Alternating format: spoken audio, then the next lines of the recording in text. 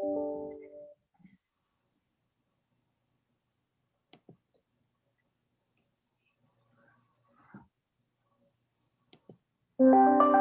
to everybody who's in attendance from Community Board 5 and members of the public who are attendees on our Zoom meeting.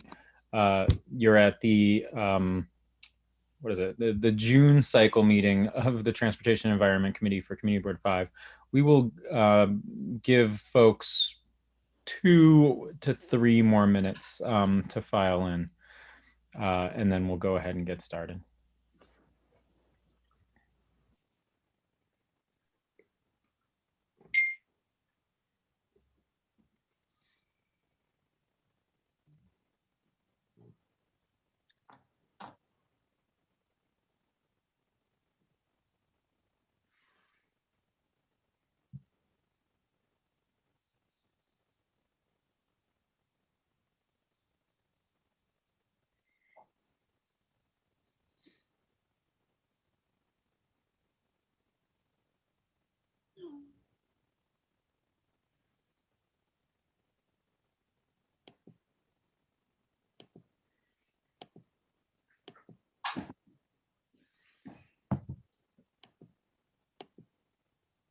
Two more, EJ?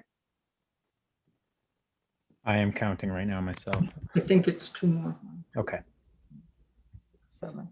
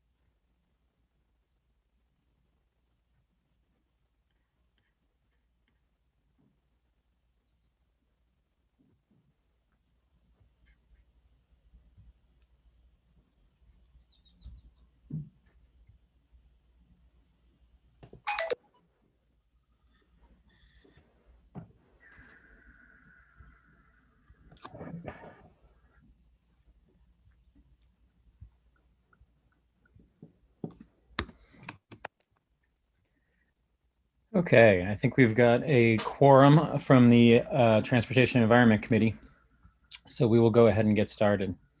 Once again, welcome. You're at the regularly scheduled monthly meeting of the Transportation Environment Committee for Manhattan Community Board 5. Welcome to presenters and all members of the public who are in attendance tonight. We have 2 items on our agenda this evening.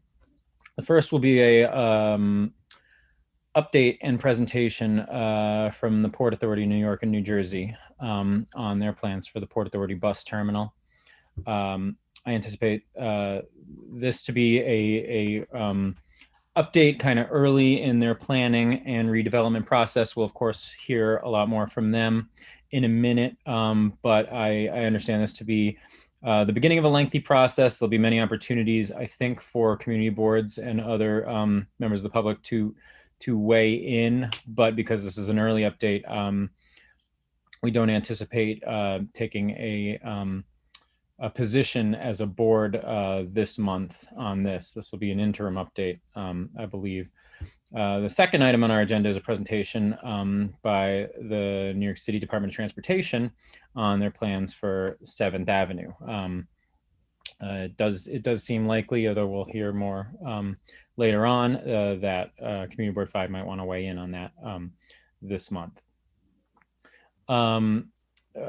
By way of just setting some expectations for the evening, in each of these cases, we will, particularly in the first case where we're seeing this presentation, we'll receive a presentation from the presenters in attendance, the Port Authority, they again will probably just ask some questions in the aftermath, and then provide an opportunity for members of the public as well to ask questions or make a comment. But again, I don't at this point foresee a vote this evening on anything having to do with the Port Authority bus terminal.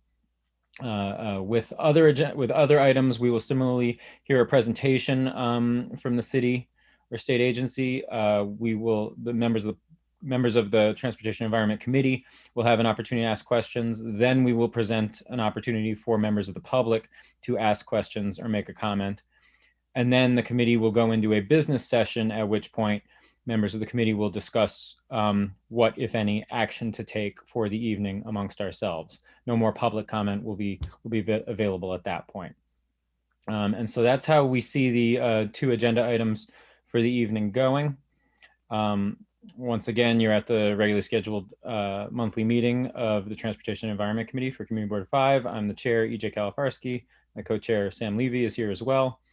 And with that, we will go ahead and get started. And I'll kick things over to the Port Authority. Michael, I don't know if you're driving, but if you'd like to go ahead and share your screen and get the presentation started, we'll turn things over to you. Can everyone see that? Yes, we can. Okay. Justin, do you want to start? Yes, I will start. Thank you, EJ and Sam. My name is Justin Burnbach, Director of Government Relations for the Port Authority. I understand the need to go quickly through this, so we're going to do the best we can. Just really quickly want to introduce my team, also from my department, Government Relations Department, Michael Lavery. We have from the Major Capital Projects Department, who will be building this, Steve Plate, the chief of that department, and Glenn Guzzi, and Michael Kraft and Michael Donovan. And from Tunnels, Bridges, and Terminals that runs the terminal, we have Kate Bertel and Kirsten Jones. And we also have Ernest Matarelli, who works in the outreach office for the project. Did I miss anybody? No, right? Okay, so let's go through this real quick. A lot of this you're going to note. Next slide, Michael. So to answer your question or your comment, EJ, we are very early in this process. We're basically where that yellow arrow is. We did go through an initial planning process in 2019 that CB5 took part in. It was kind of a pre-scoping process. It's a new kind of approach to EISs where there's now a 24-month clock to try to complete the EIS from beginning to end. So that we did a lot of the planning work before the formal start of the EIS process. In the next couple of weeks, we did publish a final scoping report. In the next couple of weeks, we'll have a notice of intent from the Federal Transit Administration to start the process, and then there'll be a public comment period. So we're going to have news on that very soon. But really, to your point, EJ, like there will be the public comment period. There will also be a stakeholder advisory committee, which is something that is often done during an EIS process. A stakeholder advisory committee and a technical advisory committee, and we have anticipate CB5 being on the stakeholder committee and taking part in all the public comment periods, both the one coming up soon and then the one after a draft EIS is published. So next slide. I think you know all this. The terminal is 71 years old, was expanded 40 years ago, and needs a complete overhaul and replacement, basically. So next. It is the world's busiest bus terminal. In the interest of time, I don't need to run through all these numbers, but you see that obviously a lot of volume through that building every day that we need to accommodate, and we need to accommodate growth beyond this for the next 20 years.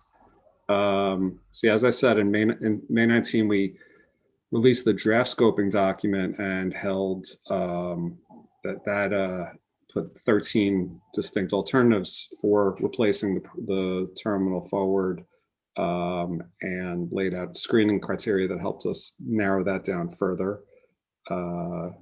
Next.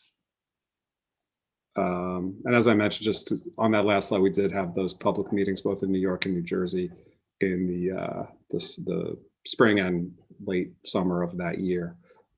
These were the two main screening criteria. As I said, we're looking to meet a 2040 demand for bus volumes in the terminal, and we committed a long time ago not to take any public property to build the new terminal. So next. Got us down to 3 alternatives that met those criteria that were all on public land. They were a split, one west of 11th Avenue, one was a split operation, the current location at west of 11th, and the build in place alternative, which basically is on the footprint of the current terminal and ramps and Gavin Plaza. So next. So when we did have those, the comment period in 19, we got some commentary from a lot of stakeholders, including CB5, that allowed us to get down to a single alternative. And the main thing was the west of 11th didn't work either for commuters or for the community because of the amount of pedestrian traffic it would create. We were pushed to, and something I know it's very important to this board, to take some of the inner city buses, or a big chunk of the inner city buses currently operating in CB5 and CB4 off the streets, and also to allow for storage and staging inside the facility, keep those processes off the street. And there was a strong recommendation that we include green space in the project. Next. So that all culminated, the process that started in May of 19 culminated in January of 21, when we released the final scoping document, and we got down to a single alternative, which is called the build in place, which is that one that was on the right of the earlier slide, which is basically entirely none of the operations west of 11th Avenue, everything in the current footprint of the terminal. And I believe that from here, what's the next slide, Mike? I think the next slide, yeah. So Steve Plate is now going to take you through the rest of this and describe the project in more detail. Okay, thank you, Justin. Thank you, EJ, and thank you all for being here this evening. I just want to spend a minute on introducing you to the overall project if you haven't seen this before. This has really been a truly collaborative effort with yourselves, with Community Board 4, as well as with all the local officials, as well as many others. What I want to do is just orient you. On the far right is the New York Times building, as you know well, and yellow is the main terminal, which will be a state-of-the-art facility. I'll talk about these in more detail in a minute. And blue will be a combination storage and staging facility to remove all those buses in and around the bus terminal presently, move them into that blue building that provides for 340 bus positions, as well as 40 intercity terminal facility. And we'll get into more detail on that in a moment. And lastly, the ramps highlighted in red, and those will have a direct connection to the tunnels, as well as providing ease of access from the ramps to the storage and staging, and ultimately to the main terminal, and bring tremendous certainty for the commuter as well as for the community, alleviating much, if not all, of the congestion on the city streets. And then we provide 2 additional green spaces of approximately 3.5 acres. Walking through a little more detail. Next slide. We're going to have something that I want to just emphasize some of its key elements highlighted in yellow, which will be the main terminal. It'll be a larger terminal in the sense of its footprint, but not much larger, about the same height as what it presently exists. We wanted to respect those of you in the community, but we also provide a higher efficiency. How do we accomplish that? We're going to make sure we maintain those direct connections to the 12 city lines. We're going to, as expected, we're going to be fully ADA compliant, and maybe even somewhat more. We're going to look around at different type facilities of similar nature and see what we can learn. We're truly challenging ourselves to be best in class and also provide for the future. And, today is a completely different world than it'll be in 10, 20, 30 years, electric buses, autonomous vehicles, and we want to be prepared to be able to handle the present, the near future, and then ultimate design. So we're really looking and challenging ourselves to look far into the future. Next slide, Michael. The highlighted in blue is what'll be an interim terminal, but primarily in its ultimate completion will be a 4-story storage facility to handle approximately 300 to 350 buses that presently park in and around on the city streets, and often the bus drivers continue to run their buses in preparation for picking up and dropping off within the terminal. This will do much to alleviate that. In addition, as I mentioned, there'll be 40 additional gates to handle intercity, what we call intercity, the present, the Greyhounds, and intercity in and around the mega buses and Bolt type buses, the ones that pick up and drop off on the city streets. And we'll be looking to move those into the blue terminal. And again, as I mentioned earlier, it'll be designed to accommodate electric buses. We're working closely with the different carriers to see what their facilities will include and what we need to supplement with our electric charging stations, types, configurations, and technology. And then lastly, serve as ultimately in the short term as a temporary staging facility during construction. And I'll point that out more in the future slides relative to that work. Hold on, Michael. And then lastly, the ramps. And what will happen there is we'll have direct access, as I mentioned, Lincoln Tunnel, all interconnected, even an underpass on the 9th Avenue to eliminate the buses on 40th and 9th to provide direct access to the lower level. And then architecturally looking at different ways of making that one with the community and make it truly integrated. Next slide. The next slide is a series of outlines a conceptual staging plan as to how to configure, how to build this facility to minimize its disruption to the community as well as to the commuter and people in and around.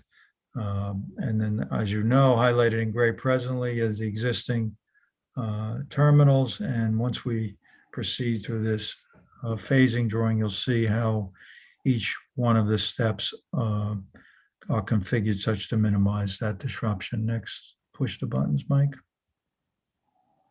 So we'll build a deck over the Dyer Avenue corridor, which will provide some additional space for us to alleviate the pressure on the already overpressured terminal. As we build the new terminal, we'll be building that ultimate intercity facility as well as the ramps.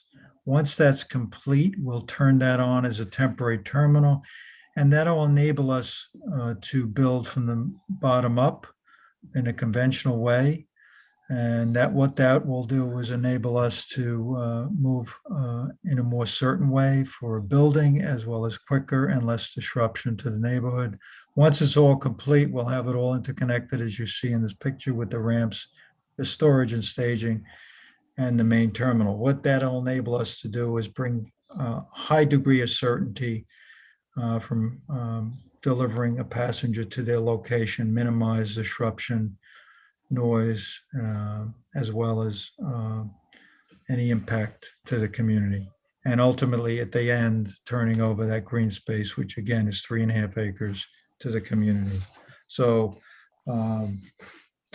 just at this point, that took you through the components of the different facilities, as well as how we intend in a conceptual level to begin. And as I pointed out to everybody, there's a beginning of a process.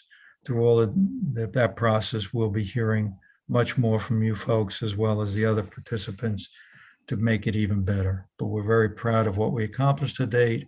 And I'll turn it back to Justin to handle any questions you may have. Thank you very much for your time.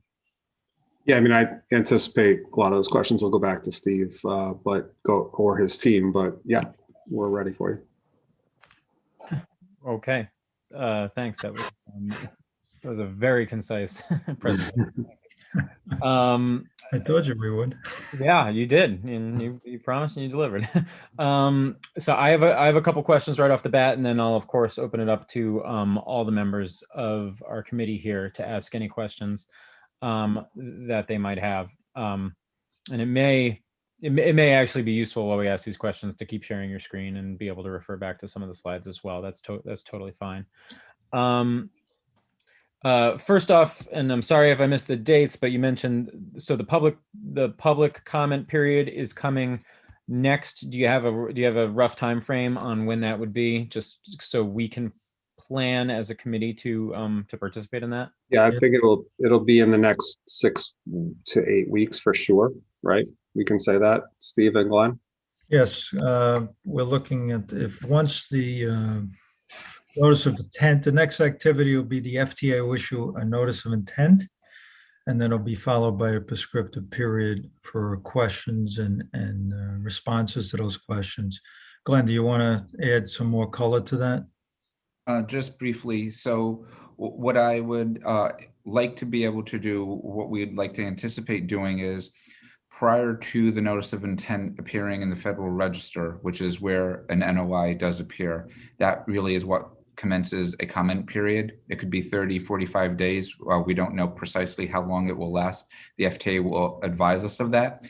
And I would like to be able to at least give a heads up prior to that going out, or the same day it goes out, so you can anticipate the start of the process, so you don't have to try and find it somewhere. So I just think, we'd like to give that information to you as soon as possible, so you know when the comment period begins, and then within that there will be public meetings that become the official kind of forum, like we did a couple of years ago, for comments to be made to be registered within the public comment period, and then we would have a response to comments period once that closes. Okay, thank you. That's helpful. We'll make sure that we're able to submit official comments to that process, via letter or resolution or some mechanism, and presumably we'll have the opportunity to do that in our next month cycle or 2 cycles down. If you don't mind, I'll just add to that. What we do, I can tell you with certainty, is the public meetings that will take place during that process, that comment period, they will be virtual on a Zoom platform. So it won't be that people have to attend a ballroom, gather in a large space, and wait around to give comments. We are working with the FTA and have to set up that virtual process. It will make it much easier for people to attend, and there will be multiple sessions. Okay, thanks very much, Glenn. Yeah, just for clarification, EJ, when I said 6 to 8 weeks, I mean that was the target for the public meetings. The comment period should start earlier than that. Okay, all right. It'll be within the comment period. Yep. Okay, thank you. So my next question refers to the build in place option that you talked about, Steve. I know that at one point you referred to it as a more conventional style construction process where you'll build the other terminal, use that as a temporary main terminal while constructing a new main terminal, and then that becomes a staging and an intercity terminal. Could you talk a little bit about why you ended up going in that direction as opposed to what I think was discussed at some point as a phased constructing one floor while other floors on the same lot were in use? Was that something that you'd been considering at one point? Yeah, we looked at that. We brought in a combination of our own people. We looked at it with the operations folks. People have been doing this for decades. And we also brought in outside experts, some people very close to the construction industry, which we are as well. And we started to work out the details of building over an operating facility, and that lends itself to a tremendous amount of uncertainty. It also leads to a tremendous amount of disruption for the traveling public, as well as the impacts of the community. So we felt that if we focused our energies on building the ramps, followed by that temporary terminal, which would be converted at the end back to its primary use, and working from the bottom up, basically becomes a self-contained project unto itself, and will not have to have people underfoot as you're trying to build it. You're talking hundreds of thousands of people trying to get to their buses while you're trying to do major construction above, and that becomes a challenge. And that brings a lot of uncertainty on cost, schedule impacts, and just disruption to the neighbors as well as to the community at large. So we found this way to solve that, and we're very happy about this. Okay, great. I have probably 3 or 4 more questions, so I'm sorry. I'll just run down them quickly, Sure. and of course I'll let other members of the committee first ask questions as well. You talked about the main terminal, 5 floors of gates, 160 gates. The other storage facility / intercity terminal, 4 floors with 300 to 350 buses. I assume that refers to the number of buses that would be in storage there in the Yes. final Yes, analysis. that's correct. Basically Okay. parking them. I'm sorry to interrupt. You want me to continue? Or you want me to stop there? Well, the other piece is that you mentioned 40 gates, which will be, contributed to the intercity bus operation ultimately. And I guess I'm wondering what other numbers you have attached to that in terms of capacity. Obviously, as you mentioned, the bus terminal is not in CB5, but it's across the street, and we have a very strong, vested interest in it, particularly as it affects CB5. All of the intercity buses that are currently given spots by DOT to pick up on the sidewalk. And as you mentioned, you've engaged with us for years at this point to help work through kind of that problem. So we're excited to see these intercity gates as part of the complex. I'm wondering if you can speak to what kind of capacity 40 gates does in terms of the number of intercity pickups and drop-offs that can get moved into that facility on like a daily basis. Let's start with the first question, which was where did the 300 to 350 come from? We worked very closely with the different carriers, especially one of the prime ones was New Jersey Transit. Certain buses want to make that continuous trip, right? And then there's ones that want to park, and those are the ones you see parked all around the perimeter, any which way they can. That's what we came up with, working close with New Jersey Transit, 300 to 350, and that was a number that we had calculated.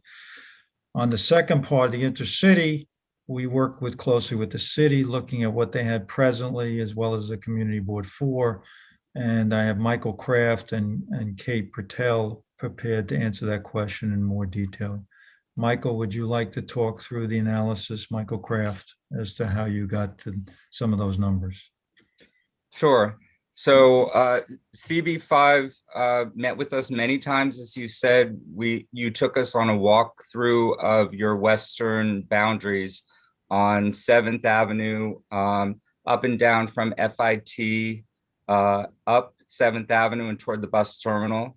And you pointed out some of the operations on those various blocks.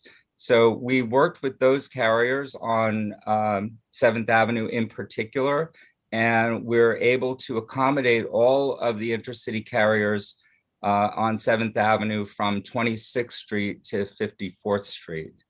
So broader than the scope of the walkthrough that you took us through, and then over to the Hudson River.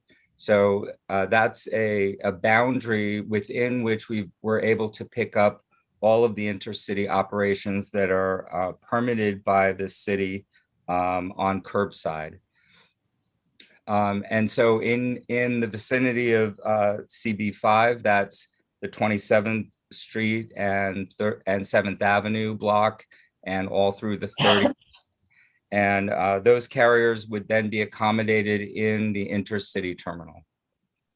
Do you have rough numbers on how many carriers or how many pickups and drop-offs that constitutes? Yes, at the time that we started the study, and we're continuing to evolve as permitting from the city is clarified, we have at least 7 operators, all of their arrivals and departures positions. As you know, they're separate locations throughout the area for arrivals and then departures. So at least 7 of the carriers are planned to be accommodated in the terminal, and all of their daily arrivals and departures. So we've then met with those carriers. We understand their current schedules, and we also ask them to anticipate future, the best of their ability, the future schedule and number of buses. And we'll continue to evolve that planning as we move through planning, because it's hard for them to anticipate too far into the future, but we'll continue to meet with them. Kate, would you like to add anything to that? Just to add that Michael talked about the curbside, but we're also accommodating the existing intercity. So in addition to the 7 carriers that Michael mentioned, you would also see Greyhound and Peter Pan and the other intercity carriers that are currently in the terminal would be accommodated.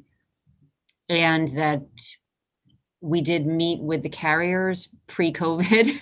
So we had their higher numbers. We had their highest numbers in terms of their departures and arrivals, and we were planning for those increased numbers, not the depressed numbers that we currently have. Greyhound and Peter Pan would end up in the second storage / intercity facility, is what you're saying? Yes. Okay. Yes, it will be They would combined. all be together. And I'm sorry, do you have an estimate of just like what is the capacity of 40 gates in that facility? How many pickups and drop-offs does that kind of support on a daily basis? So we're per hour, you're in the range of say 90 departures, but that assumes that we would have schedules so that the operators could share the gates and maximize the departures from the gates. Okay, got it. Thank you. A couple other quick questions before I turn it over to others. How did you land on 5 floors for the main facility? I guess I'm just wondering where that calculation comes from, and curious whether that ultimately could be or could at some point in the future be a facility with even more capacity if it needed to decades down the road.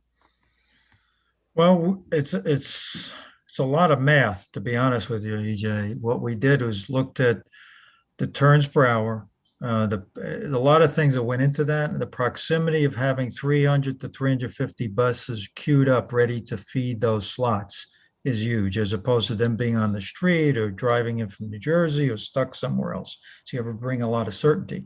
So some of it was just physical, making it more efficient from a point of view. I mean, we went from deep sawtooth, you can visualize going, you slant park, very sharp, as opposed to, we call it shallow sawtooth. If you see my hands, you really can it's almost like parking parallel. So you just pull the bus out and he has much more visibility. So the turns per hour increased dramatically.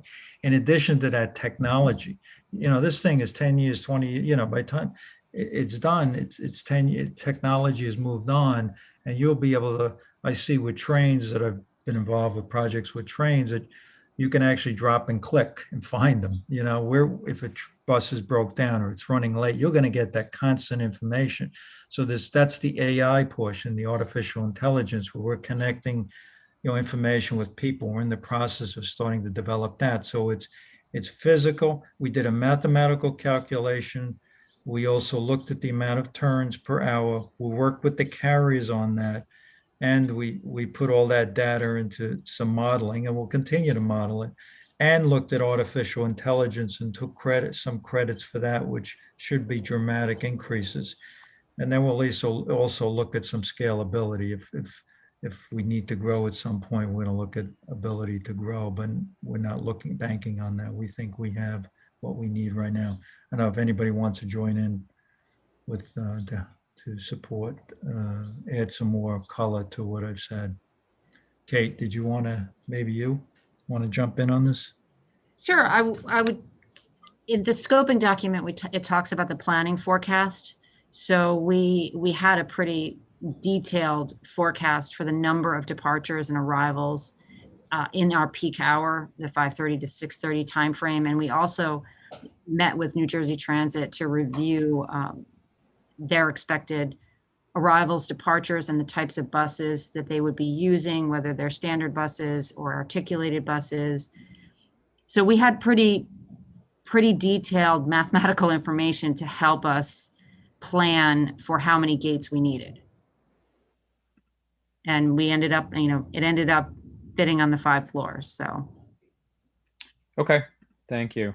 Real quick, you mentioned the 2 new public spaces, and you showed them on the map. Do you have any plans at this point for how those would get used, or is that a much later piece of the puzzle? I'd be misleading if I said we really thought about it in detail. Right now, it's we're not there yet. I'm not trying to be evasive. We have some thoughts, but not really anything on paper at all. This will be part of a very dynamic. This will probably be one of the more dynamic parts of the discussions that we have together. What do you want that space to operate as? And it's not my first park I built. It gets pretty. Everybody has their own opinion, and you kind of sit around a table, and out of that comes great ideas that eventually meld to something everybody's very proud of. So the answer is no, but it's a very large palette, 3.5 acres. I mean, that's the Great Lawn at Bryan Park and Gramercy Park combined. Okay, got it. Thank you. Similarly, we're looking at a slide here that I would say is probably a potential design. Where are you at in terms of applying design to the? Are these final designs? No, not at all. These are what they call in the business conceptual designs. They're kind of sizes and shapes. The process as we anticipate presently is we're going to take it through the NEPA process as well as the EULA process, and we'll start to refine the designs as you give us input. And then once we're there, we would probably, right now, and we're not 100% sure yet, but we're thinking about going out on portions of it, possibly out to a bidder to design, build it, once we get everything nailed down that we want, and that'd be sometime in the future, a year or so off. So. Okay, thanks. And then my final question is, what are projected timeframes for construction of the particularly first the storage facility and then the main terminal reconstruction? So right now we're anticipating this is a broad timeline, is about 2 to 3 years, the next 2 or 3 years working on the NEPA and EULA process, as well as reaching out to the industry at large. And frankly, as Glenn and Justin pointed out, living with you, getting all your ideas, getting it all with the different organizations, the Stakeholder Advisory Council, the Technical Advisory Council. Once that's done, during that process, we go out. Once we have a good sense of what we want to build, and we go out for that first contract, which is initially the storage and staging and the ramps. That will take our anticipation presently, and that will evolve 4 years. Once that's completed, then we'll transition to the main terminal, and that'll take another 4 years. So I've kind of outlined something in the neighborhood of 10 years approximately for the overall construction and design and NEPA process. Okay, thanks, Steve. Those are my questions. I know that my Vice Chair, Sam, can't raise his hand because he's a host, but he had some questions as well. Sam? Thank you, EJ. I have two, I think, relatively quick questions. The first question is simply, can the new intercity terminal handle double-decker buses? Yes. Great. And the second question is a little bit more complicated, and I know we've raised this a couple of times, but I raise it again, which is really the question about allocating gates in the new facility for intercity buses to particular companies. And I know that you're working, for example, with Greyhound and Peter Pan. There has always been a question that has been raised about some sort of common use facility or terminal facilities in which the gates are allocated on a case-by-case basis as things evolve. I think generally what we've seen in the world of airport design is that these common use facilities tend to outlast facilities that are built for particular carriers or particular airlines. Right, right. So I wonder whether you have had any further discussions about making sure that we're able to nimbly, or you're able to nimbly allocate gates to new carriers and not be locked in with carriers who may or may not use those gates, or alternatively end up with some sort of market stranglehold on those gates because they've been allocated them in advance. Sure. Kate has been looking at that along with Diane Eller. And Kate, maybe you want to jump on that question. Yeah, at this point in the program, what I can say is that we will be upgrading the facility so that we have the ability to do gate sharing and to move where the position in which carriers are operating from. So that means digital wayfinding signage and digital signs at all the gates, which gives us the flexibility if we need to move a carrier and then to direct passengers to the carrier. The more complicated question is the balance between commuter and intercity, and that's really what you see in the scoping document in terms of the number of gates, the 40 gates for the intercity, and then the main terminal for commuter. But I think over time, as technology advances, there is the opportunity for us to even go above what that scoping document says, and certainly to look at how we can leverage technology and AI to get more capacity out of the gates that we have. So Sam, we have that challenge. We know the challenge you're referring to. It's an excellent question, and we have to change, patterns. It takes a while sometimes to change the way people have done something forever, and we know that. And technology that you're referring to, Kate, I'm sure is, electronic signs. You're using your cell phone to find now, your iPhone to find where you are, not looking at signs as much. So, it's real-time information. That's what I was alluding to, what people smarter than me are working on already. We've really brought in not just outside people, but inside people who know the problems to have those iPhones. Your experience from the point you leave your office or your home to pick up a lot, know exactly when you have to be there. The phone is tracking you. The information is being flowed to you. The bus is a few minutes late. I want to pick up a coffee. You pay for the coffee at the terminal. Pick up the coffee. You run on the bus, and boom, you're there. So all that information is real time, and we just have to bring those different carriers along to realize that they're not going to be losing anything. They're actually gaining by doing that. Thank you, Sam. Thanks, Sam.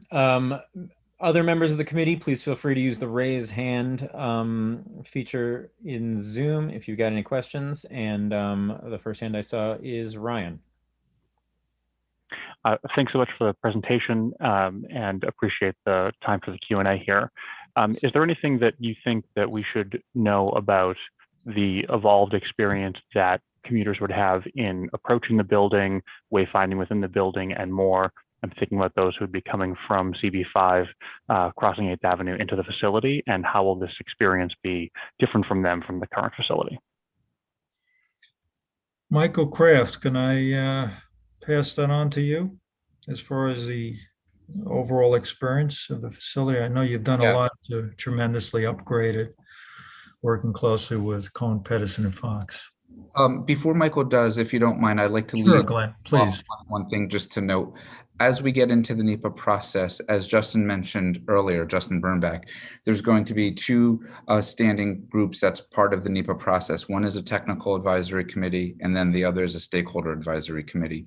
While what we share tonight is conceptual and represents, very little engineering, having gone into the program as such, those two committees, the technical advisory committee and the stakeholder advisory committee, will be a forum through the NEPA process for CB5 to participate and to really delve much further into what we're sharing tonight. So, what we are sharing and what Michael Kraft is about to take you through is a concept and doesn't reflect anything that is fully baked. So I just want you to know that, there's a lot of time for us to have a deep conversation about what are the needs and how the community wants this building to relate to itself. Thank you, Glenn. Michael? Thanks, Glenn. And great question, because fundamentally this new terminal as a best-in-class terminal will seek to fundamentally change the way that people move through the terminal from today, because we would work with intuitive wayfinding so that as soon as you walk into the door of the terminal, there's a clear path of travel to a central vertical circulation of escalators, stairs, and elevators. And every escalator, stair, and elevator will get you to every gate in the terminal. Unlike today, where you may walk in and have to go to the right or the left and take a circuitous path of travel to an individual gate or series of gates. The new terminal, we will continue to strive and achieve a wayfinding that is centralized and intuitive. So of course there will be a wayfinding signage and audio and visual cues, but even aside from that, you will know upon entering the terminal where to go. And then from that point, you can get to a central island within all of the gate levels to get to every gate. So that's a fundamental standard for the design. If you don't mind me adding, though, while we work through this process, the NEPA process, one of the things that we remain sensitive to and interested in is, from an ADA standpoint, providing access and wayfinding and the ability to navigate through the new terminal, the new bus terminal, in a way that is sensitive to those who have vision impairments or needs, those who have hearing needs. So that it just want to state so that you understand that is a sensitivity to us. So it's not that we're going to plan for only those who are the most aptly able to navigate, without assistance.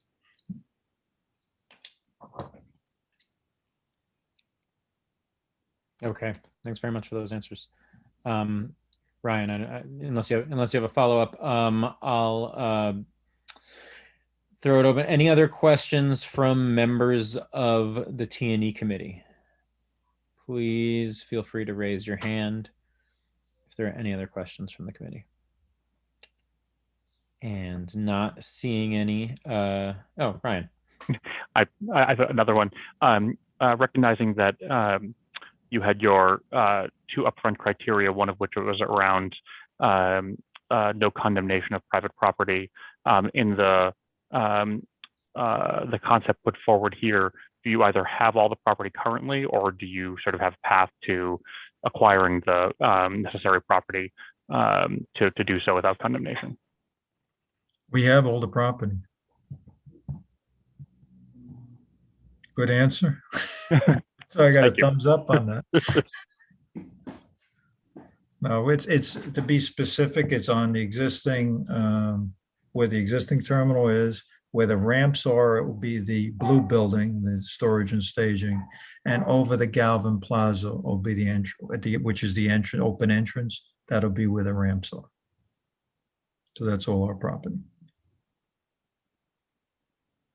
Okay. Thanks for those answers. Not seeing any more hands from members of the committee. I'll throw things open to members of the public who are in attendance. If you've got any questions, please feel free to use the raise hand feature in Zoom, and I will allow you to talk, and then you can go ahead and unmute yourself and speak. We'll start with, I'm sorry, Zoom only says CN. You are allowed to talk and you can unmute. Hello, hi, my name is Charles, and I'm really happy to hear that this project wants to be as ADA compliant, and even more so, especially for people with visual disabilities and hearing impaired disabilities who are not independent travelers. So my suggestion is, could it be possible to have a designated allocated gate for accessorides so that paratransit can bring their vehicles straight into the terminal, and then maybe there could be a dedicated point where there could be some Port Authority employees to help that person from their vehicle and help them navigate the terminal. And it's my belief that the Port Authority is part owners or maybe full owners of the airports. And I'd like to remind everyone that in the airports like JFK and LaGuardia, there's brilliant service of for people with disabilities where they get dropped off at the airport, and a Port Authority employee will meet them and put them in a cart and drive them to their gate and look after them. So I'm hopefully we can use the same model that already exists in LaGuardia and JFK and bring it to the Port Authority. And also Amtrak does the same thing with their Red Cap service. So I'm really excited. I'm really pleased that this project is really trying to be as ADA compliant as possible. And also don't forget the audible pedestrian signals around the terminal. Hopefully they can be retained, or even some additional signals brought in. Thank you. Thank you, Charles. Yeah, we're very strong on that. In fact, that's something we'll look into, and that's why we're having these conversations. But I will tell you the other thing we do, we have a group of employees at the Port Authority that have some challenges, and we have them walk our facilities, navigate our facilities, and say, you know what, even though the law doesn't say this, I'm very uncomfortable with pushing a button or calling someone. Is it possible to enable me to automatically open a door so I can be a little independent? And we've made some adjustments, for example, at World Trade Center. So that's, thank you for that input. And I don't know if anybody else wants to add to that, but we'll take that. Yeah, Glenn, please. So EJ, that's the perfect type of a scenario that was just raised, where when we set up the stakeholder advisory committee, like an issue that would be worked through in that committee. I've taken notes on that, but that type of a comment, which would be very helpful and important when we are in the official comment period, I'd encourage, the speaker to, avail themselves of the public meetings. We will have notification out. We'll let you know the community boards in advance of when those meetings are, so that anyone can jump on. And taking a comment like what we just heard would be important in that comment period. And then we can move that into the stakeholder advisory committee, so we can really take a look at, in that NEPA process, those suggestions, ideas, and how to collaborate on the best way to accommodate and address these issues. Yep, noted, Glenn. Thanks very much, and thanks, Charles, for the question and comment. Next up, we have Stephen Graham. Stephen, you are allowed to unmute yourself.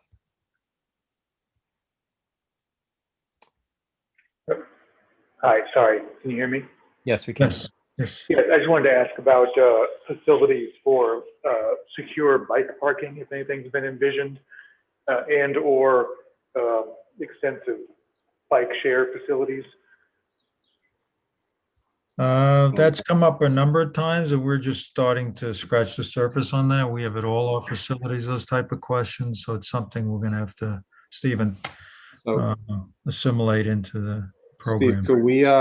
Could we ask, I mean, I'd also say that, you know, we see bike riders as another stakeholder group that we plan to incorporate into the process, but maybe Kirsten could really quickly, if Kirsten's still on, explain what we have done already in terms of secure bike parking, the project we have Please, piloted there. please. Currently, we have a pilot with Transportation Alternatives that offers a bike valet of secure bike parking in the North Wing. We started it in May, and it is a pilot that's hopefully going to run through the summer. And essentially what it is we've taken space to create a storage location for people who want to store their bikes, who either are New Jersey or bus commuters or people in the neighborhood who want to store their bikes overnight or throughout the day. We're really using it as a proof of concept of the types of bike storage and bike services that we might be able to provide in the future terminal as well. Very good. Thank you. Thanks everybody, and thanks Stephen. Any other questions from any members of the public who are in attendance? Okay, well, not seeing any. You know, again, I think this was meant to be, you know, an early update to bring us up to speed on where the project is at and what the next steps are. So thank you everybody for coming and entertaining all of our questions. Obviously, we'll keep a close eye on those, you know, the notification about the two groups that you said would be organized in the near future, the public comment period.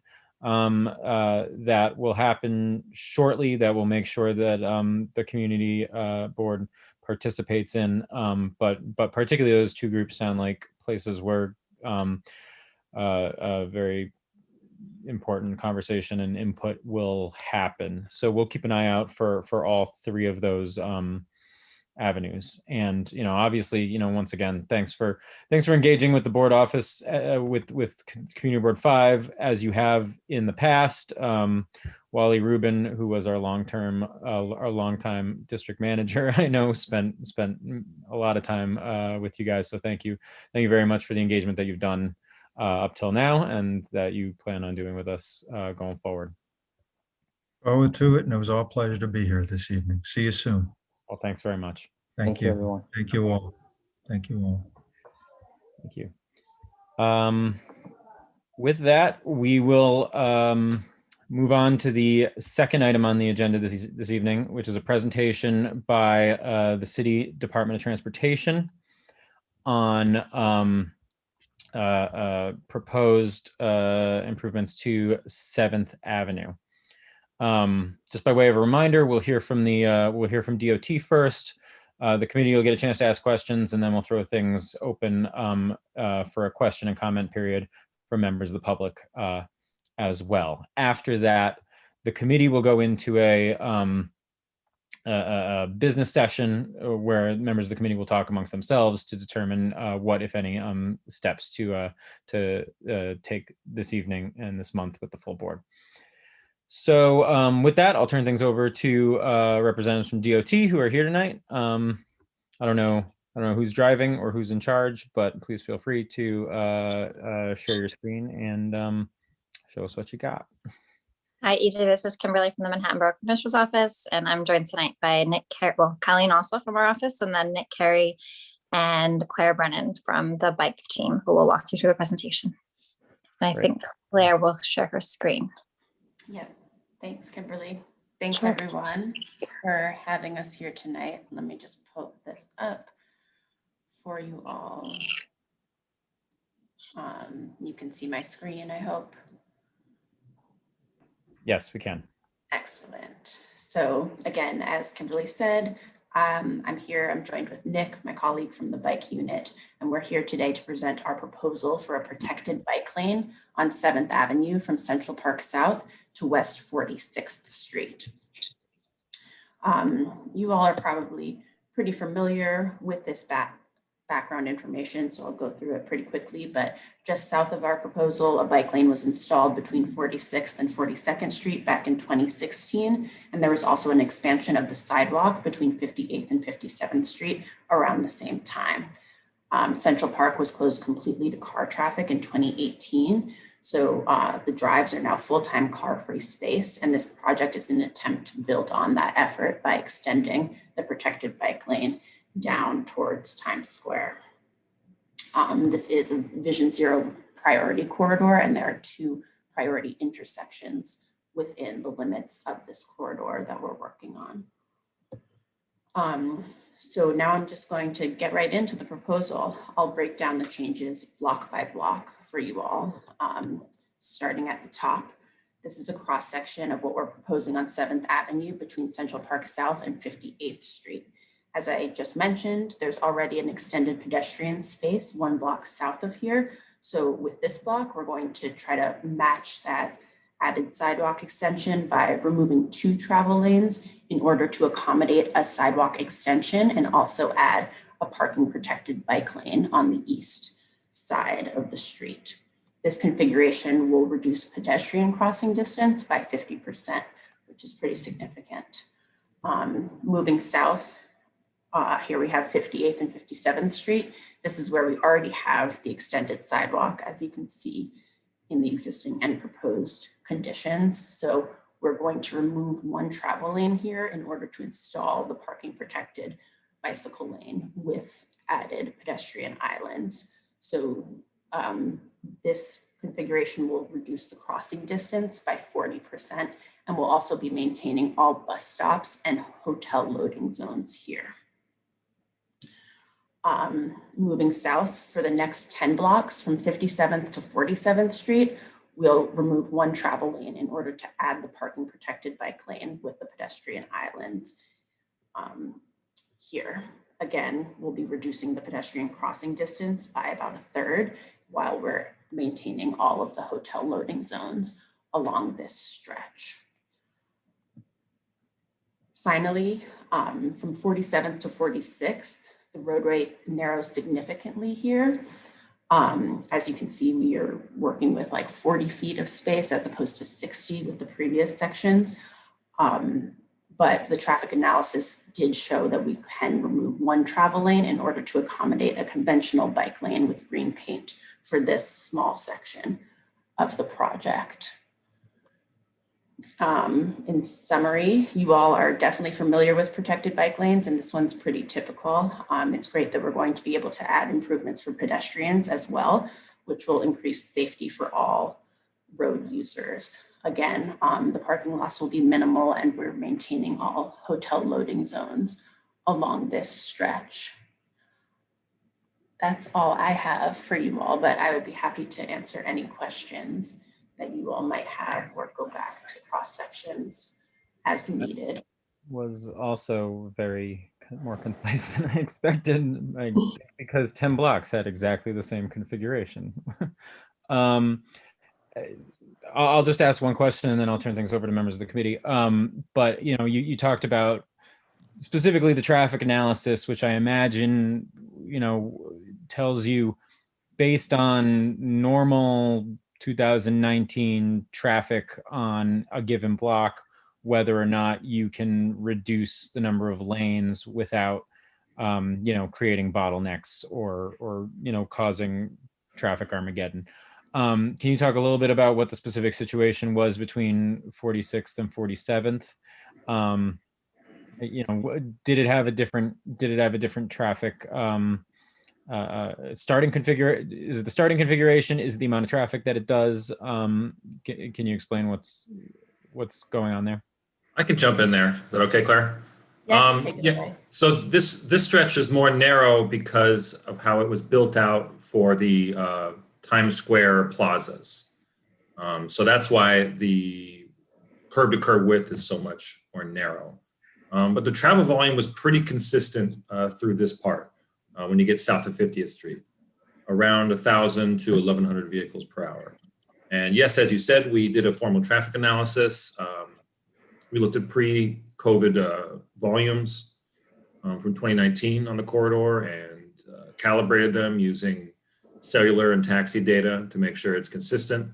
And it was pretty easy to remove a travel lane here. And it was surprising because we just did a project, last year on 6th Avenue, and there it was, there's a lot more volume on 6th Avenue, but 7th, surprisingly, in this section to the north of Times Square, was not a problem. Especially up at the north where the volume was really low near Central Park. Got it. Okay. Thanks very much. With that, I'll make things available to members of the committee first, starting with Noah. Yes, thank you very much. I just had 2 questions. The first, if you could go back to slide, I believe it was 4, between 58th and 57th Streets. I just had a question about the lane all the way on the right side. I guess it's going to be turned into a 9-foot bus stops lane. So is that a full bus lane currently, or is that just for the bus stops that happen every block or so? Yeah, that's a good question. Thank you, Noah. I'm sorry if it's not clear here, but it's not an official bus lane that's used exclusively for buses. Buses travel along this route and will stop here to pick up passengers, but regular, all vehicles are permitted to travel on this lane. I think this block has 2 bus stops, so it takes up the whole block because there's 3 lines converging here. Got it. I remember correctly. Which is why it would be narrower, right? So if it were a lane, we'd have to keep it at 10 or 11 feet probably. But since it's just stopped, we can do 9 feet. And then my second question is, are there currently plans to, I guess, fill the gap in the 7th Avenue bike lane, which I guess now would be from, I believe, like 31st Street up until 42nd Street, or is that not being Yes, so there's almost a continuous protected bike lane now, once this project is installed, from on the 7th Avenue South, Varick Street, West Broadway corridor, from 59th to Barclay Street. The only gaps remaining after this project would get installed would be 42nd to 30th and Houston to Canal. We are definitely interested to come back to you guys and do the 42nd to 30th Street section in the near future. It's a little bit trickier because we already made a lot of operational changes there in 2018, I believe, when we extended the western sidewalk out by a travel lane. And then I know there's also ongoing work around Penn Station, some of the plaza work there that we're working to coordinate with too. But it's definitely on our radar. I would say we'll be back in the next few years for sure. Okay. Thank you very much. All right, thanks. Next hand I saw was Zach. Thanks, EJ. So when you do a traffic analysis on a particular avenue, do you do that analysis in a vacuum, or are you looking at all the changes that are being made globally across every avenue in Manhattan and seeing how one impact 7th Avenue maybe impacts things on 5th Avenue, or vice versa, how impacts on 5th Avenue, impact things on 7th Avenue, for example? Just because I know there's changes being made to 8th Avenue, there's changes being made to 6th Avenue. And so do you look at things globally or in an isolated kind of in a box type of way? Generally, I'd say we look at it in a box because this is an operational change. It's not a long-term study where we're taking into account, rezonings and future developments. So usually we collect data on a corridor and analyze that. However, for this project, because it's so close to the Broadway project, which I think you guys heard about last month, maybe, it's such a short avenue away, we did model those together out of the concern that some of the changes on Broadway could push some of the vehicle volume to 7th Avenue. And the conclusion was that it should all work fine. So is it fair to say, though, most of the traffic changes you're estimating are, if anything, under estimates, given that you're looking at things in a vacuum and not on a global basis? Perhaps, but we're looking at this remember this is, excuse me, 2019 travel volumes, right? And volumes have been increasing for the last 5 or 6 years for higher vehicles. So this is really like Midtown at its absolute peak. And then we're focused on the absolute worst peak hour. So it's really some would say maybe an excessive obsession with looking at the worst case scenario. And we've done a lot of these analyses. We've taken a lot of, I mean, you guys know, we've done it in CB5. We've taken travel lanes to install protected bike lanes and bus lanes. And, you know, we always go in afterwards and make sure that things worked out and that we don't need to make adjustments. And I think this will be a similar instance where when we remove a fourth travel lane, you know, north of 46th Street, there won't be an appreciable difference in delay or queue lengths. All right, thanks a lot. I appreciate it. Great, thanks. Next up is Joel. Thanks, EJ. I had a couple of specific questions on the presentation. So the first is actually on this block that you're showing on screen now. You mentioned that you're going to maintain the hotel loading zone on that block. I don't believe there's no hotel loading zone on that block. Is there something else that you meant to refer to? Yeah, I think that was just generally, there are a bunch throughout the corridor, and we are going to maintain them. Then I had a question specifically about, there are others between 57th and 47th. There are a few hotel loading zones. The biggest one being the Sheridan, which is a full block offset, basically like a private driveway. How can you coordinate? How are you planning to coordinate that with a protected bike lane? Hi, Joel. I'm sure that Nick will jump in, or Claire, on the design, but we've actually already initiated some conversations with them also through the Times Square line. So the protected bike lane will stay along the curb, and that cut-in kind of actually gives us extra space to create the painted pedestrian area for people coming out of their vehicles to go to the crosswalk from that painted area over to the curb across the bike lane, if that makes sense. So it makes sense. That's kind of what I thought you were going to do, because that's what you did on 8th Avenue. I can't remember the name of the hotel, sort of in the mid-high 40s somewhere. And as a cyclist, it's a not very comfortable place to ride. It's, and maybe this I should say for comments, but it's just a very difficult situation when you have people getting in and out of cars, right, and then expecting to cross the bike lane. But I guess I'll save that for comments, but if you want to respond to that, treat it as a question. I think that it actually gives us, because of that cutout, we have a little bit more space, a little more wiggle room, and also the little bit of the curve kind of acts like a chicane as another alert to cyclists that they should ride slowly. It may not be the most comfortable, but I think it is a better design than having to go around a parked vehicle. In that case, most people want to stay on the protected side along the curb. Okay. I had another specific question on the very first block that you showed, 59th to 58th. So there, as you mentioned, there's 3 bus routes. One's coming, the one that goes up 6th Avenue turns left from 59th onto 7th to go back downtown. And then number 5 comes across 59th Street and makes a right onto 7th Avenue. Right now, the way the traffic is configured and the traffic lights are configured, the turning signals from coming from both directions are at the same time. And even with the full 6 lanes, when there are 2 buses turning, they come really close to each other. And it's just not that safe. The buses often honk at each other and they have to pause and wait for the other one. How's it going to happen with only 4 lanes? How's that going to work?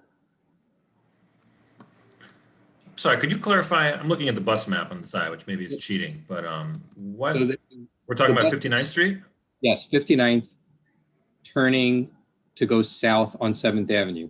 There are buses coming from both directions, both from east and west on 59th Street that are both turning to go south on 7th Avenue. ran, in our design, we ran this software called AutoTurn that shows what different kinds of vehicles in the sweep they make. So it looked okay to us when we designed it. Like there should be enough clearance. It's already hear pretty what you're tight. saying. It's already But- pretty tight in real life. Right. Well, maybe there's something. Maybe we can take a look at doing something there with the signal phasing, and reaching out to MTA to see if there's a way to mitigate this. Thanks for pointing out this issue. One other specific question I had there. So there are 2 apartment houses, and maybe putting this in the category of hotels, but you didn't mention there are 2 apartment houses along this stretch on the left-hand side where you can have the bike lane on the east side, both of which have a large number of senior citizens for whom it's very difficult to navigate across a bike lane, to get across the street, to get into a car or an Uber or a taxi.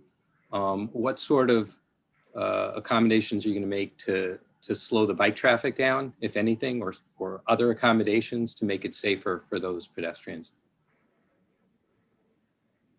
We've been reluctant to install, how do I say this? We've been reluctant to install a crosswalk, a mid-block crosswalk across the bike lane everywhere it's asked for, because the concern is that if everybody asks for that, if every little building, the protected bike lane could just end up being a continuous crosswalk for the whole way. But there are specific instances where we've had to make changes similar to what you're talking about now. It's not something I can answer in detail right now, but some of the things we've done in the past are create loading zones. Sometimes we buffer out more space in the floating parking lane. Sometimes, there'll be a fire hydrant, maybe we buffer out a space next to it so there's more space for people to get out and hail a cab, et cetera, without having to stand in the street necessarily. We could also look into the possibility of using rumble strips on the bike lane if there's a serious, pedestrian bike conflict there.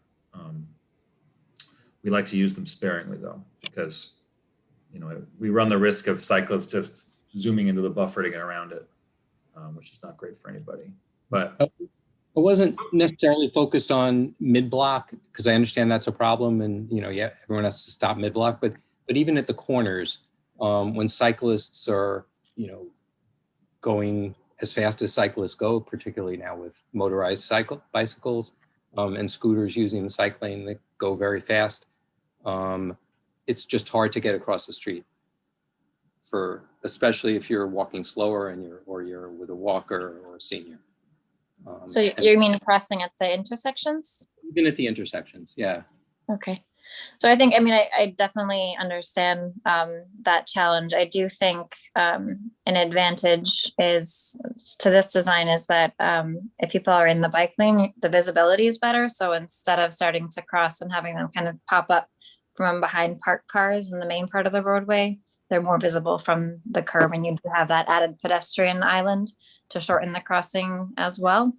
So we've generally seen, as I'm sure you know already, our protected bike lane projects, especially with this type of design, really increase safety for pedestrians, even though, I understand that it can be difficult or intimidating to see cyclists going quickly. But the fact is that they're already in the roadway. So when you're crossing at the intersection, you're already potentially going to interact with them. And this gives them a clearer space where you can anticipate them.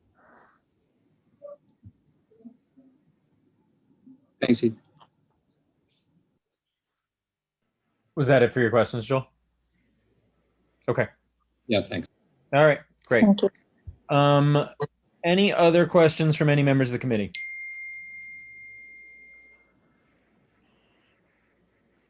Seeing none, we'll open things up to members of the public. If you have any questions or comments, please use the raise hand function. Apologies, I don't know which hands went up first, so I'm going to start with Andrew Gilbert. Andrew, you can unmute yourself. You're allowed to talk. Hello, my name's Andrew Gilbert. I had one are two specific comments. The first one was about the block between 47th and 46th Streets. So I noticed, you're proposing an unprotected lane here. Obviously, it's a 40-foot roadbed, and you originally had 4 10-foot travel lanes. Did you consider, instead of widening the car lanes, simply using that 4 feet, putting in, quick posts, bollards, what have you, and making an actual protected bike lane? There's no reason to have, it seems antithetical to the idea of improving safety to widen the lanes, thus encouraging cars to go faster, and then providing absolutely no protection, because as you know, this bike lane is guaranteed to be 24/7 filled with stopped cars, whether it be Ubers, cops, personal cars parked there, what have you. And then the other comment I had was more a general comment, but the daylighting you propose, as you know, the NYPD consistently refuses to enforce the rules about these daylighting zones. They're 50% of the time going to be filled with a car parked illegally, whether someone who's ignorant of the rules or someone with a placard. So do you have any proposals to, do anything to physically build that out, put bollards, what have you, to prevent people from parking in those daylighting zones, to thus, as we mentioned earlier, improve visibility for seniors, disabled people, and just anyone who's trying to cross safely at those intersections? Thank you.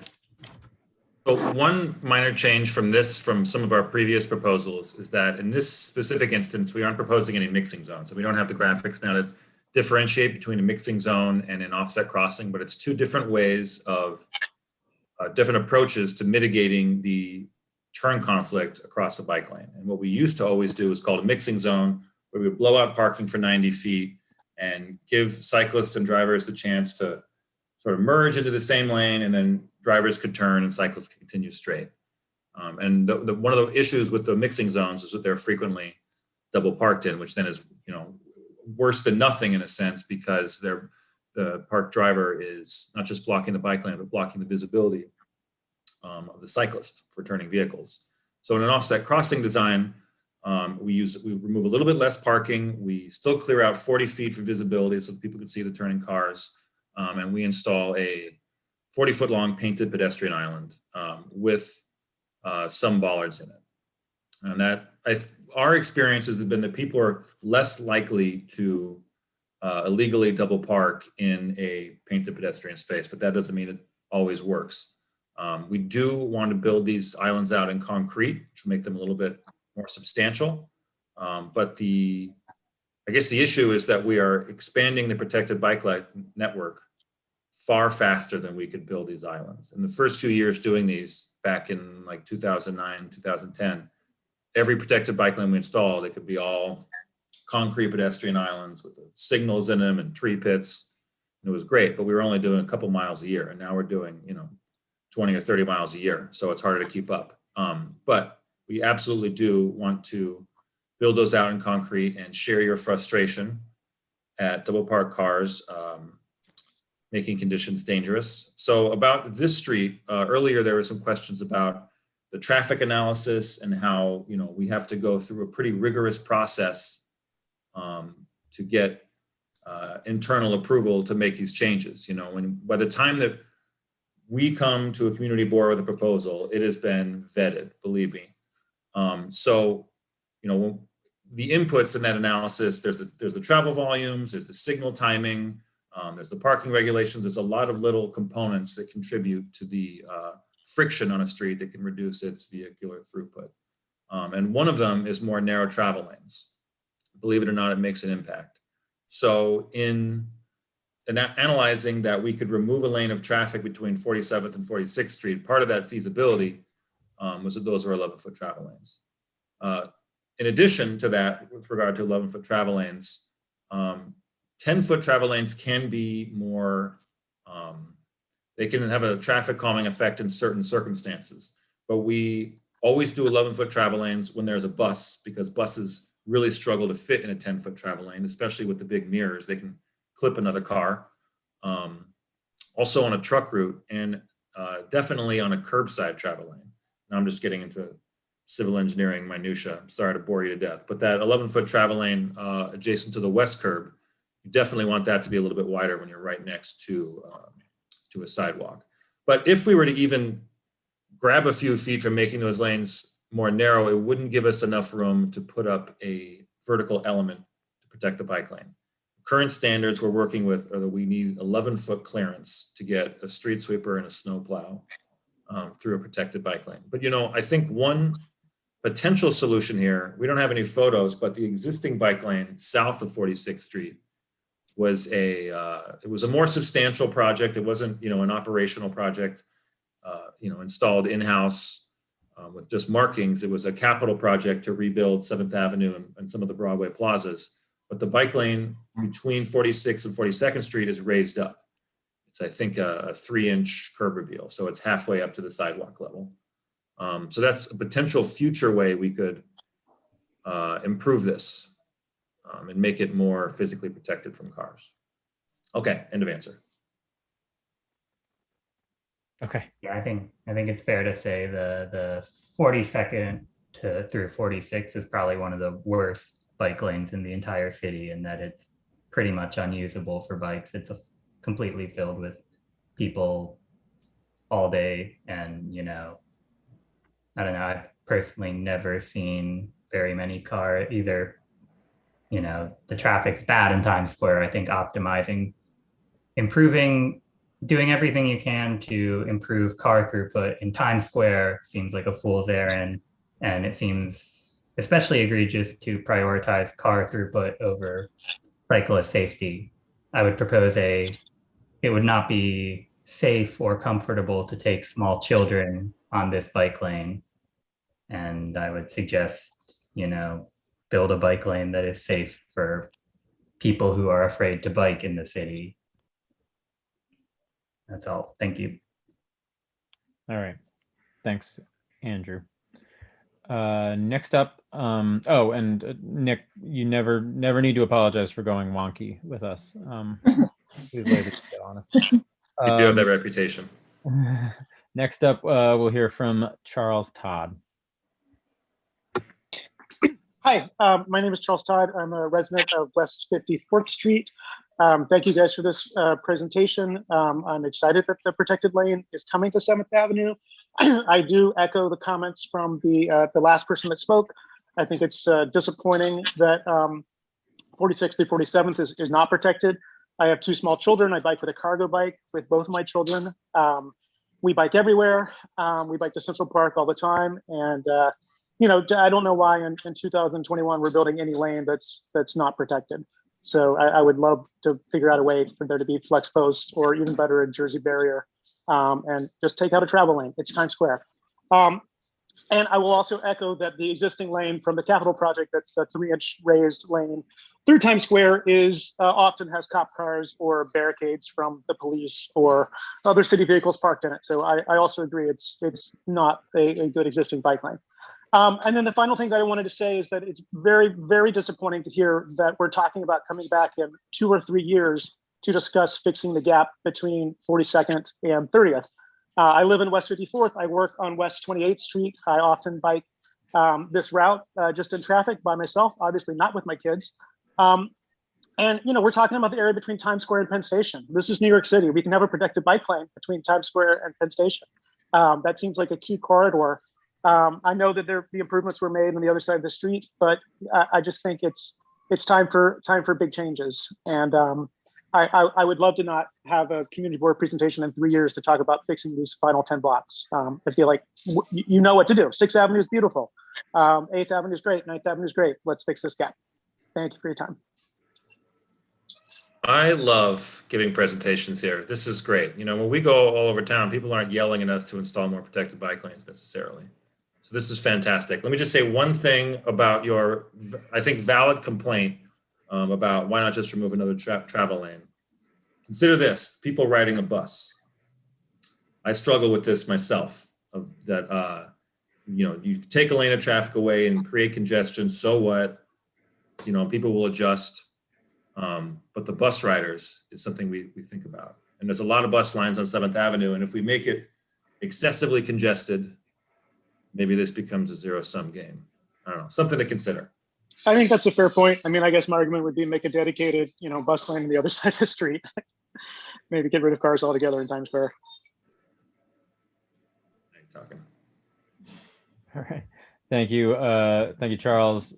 Thanks, Nick, for the answers. And we will go once again to CN. Hello, hi, it's Charles again. Hi. So I found it interesting. I found it interesting that there's optimism that cars won't be illegally parked in pedestrian areas, because I actually live with out in front of a no standing zone, and there's constantly vehicles parked illegally, MTA vehicles, moving trucks, and I've worked with Luke Zabado from this very board to help me resolve this continuous issue. And we've spoken to this department, the DOT, and we got the no standing sign replaced with bigger letters, a larger sign. And do the vehicles obey it? No, they don't. And this results in someone like myself with a disability being prevented from getting into paratransit, into the Access-a-Ride. And I've even been given a number directly to the traffic cops, and I call them, and still nothing is being done. So I'm very doubtful that cars won't park in these pedestrian loading areas, because they're constantly parked in front of my building. So I thought I would add that in. I would like, and I'm hoping someday something can be really addressed about this, because it's a quality of life issue. And I think it's really unfair and really unjust, especially, just very quickly, when I ask the drivers to move and I explain my situation, either they hurl abuse and insults, which is really disgusting, or they just ignore me. And, so it's really upsetting. And that's that. And I just want to repeat one more time, that's a no standing zone, not a bus layover stop for MTA or anyone else. No standing means no standing. And I'd like to just add, please consider audible signals. Again, pedestrian signals for blind people.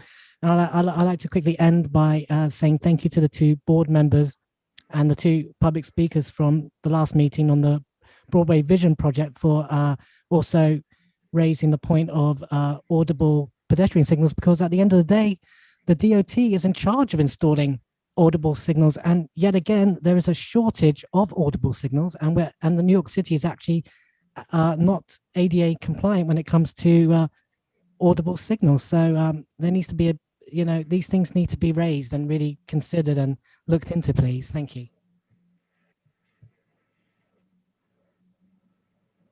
Okay. Thanks very much, Charles. Are there any other questions at all, questions or comments from members of the public? Andy Rosenthal. You can speak. Yeah, just one follow-up question, which we were asking about the possibility of putting flexi posts or some other divider, but especially between 46th and 47th. And you mentioned the necessary 11-foot width, which, this is a problem around the city, that the city has not invested in equipment, as many other cities have, that can fit in narrower gaps. So the Hudson River Park Trust has vehicles that fit between their fixed bollards. Is there any movement on that at DOT to get proper equipment so that you can have proper lanes? How to answer that? Yes, there's been talk of it for years. I don't want to kick the can over to the Department of Sanitation and blame them for it, but I do think they run an enormous operation, and it's complicated for them to change it up. But I've seen some promising looking statements from mayoral candidates, and I'm certainly crossing my fingers. Wish I had a better answer than that. So if they do that, would you guys come back and revisit this issue? If they had an ability to plow and sweep a 6-foot curb, would you be willing to put in flexi posts?